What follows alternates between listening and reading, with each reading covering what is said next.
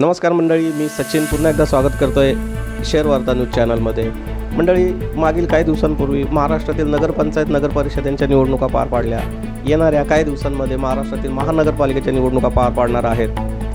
स्थानिक स्वराज्य संस्थांच्या निवडणुका पार पडत असताना नेहमीच आपल्या कानावर एक वाक्प्रचार येत असतो, आणि तो म्हणजे स्वीकृत नगरसेवक किंवा कॉप नगरसेवक।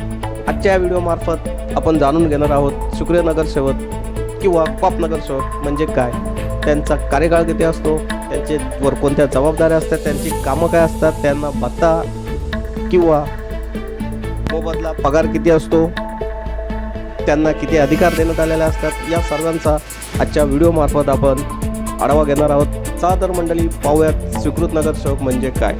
स्वीकृत नगरसेवक हे महानगरपालिकेच्या किंवा नगर परिषदेच्या सर्वसाधारण सभेतील सदस्य असतात, मात्र ते जनतेतून थेट लोकांच्या मतदाराद्वारे निवडून आलेले नसतात। त्यांची नियुक्ती संबंधित पालिका सभागृहाच्या संमतीने नगर परिषदेच्या सदस्यांकडून किंवा संबंधित महापालिकेच्या आयुक्तांच्या शिफारशीनुसार होत असते। महापालिकेचे महापौर किंवा नगर परिषदेचे प्रमुख म्हणजेच नगराध्यक्ष यांच्या शिफारशीनुसार राज्य सरकार किंवा प्रशासकीय अधिकारी हे स्वीकृत नगरसेवकांची अंतिम नियुक्ती करत असतात। स्वीकृत नगरसेवक हे महाराष्ट्र नगर परिषद आणि महानगरपालिका कायद्यानुसार महापालिकेच्या किंवा नगर परिषदेच्या एकूण सदस्य संख्येच्या 10% नेमले जाऊ शकतात।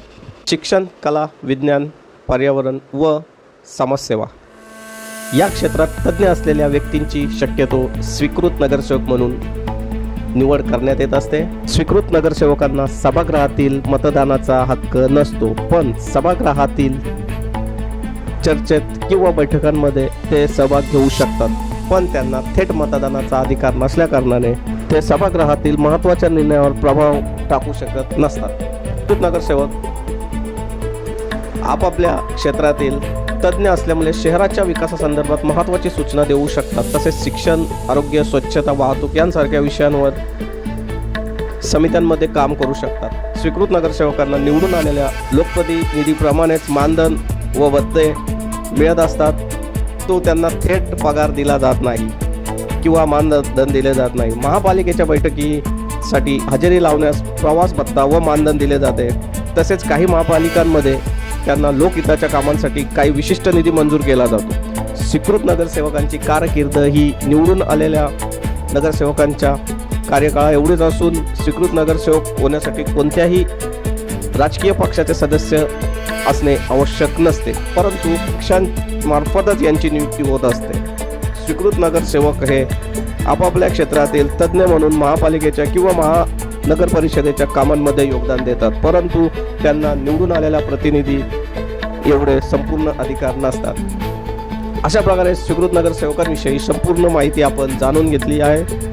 तरी नवनवीन माहितींसाठी, बातम्यांसाठी व जाहिरातींसाठी शेअर वार्ता न्यूज चॅनलला सबस्क्राईब करा, फॉलो करा, शेअर करा, लाईक करा आणि कमेंट्स करा। धन्यवाद।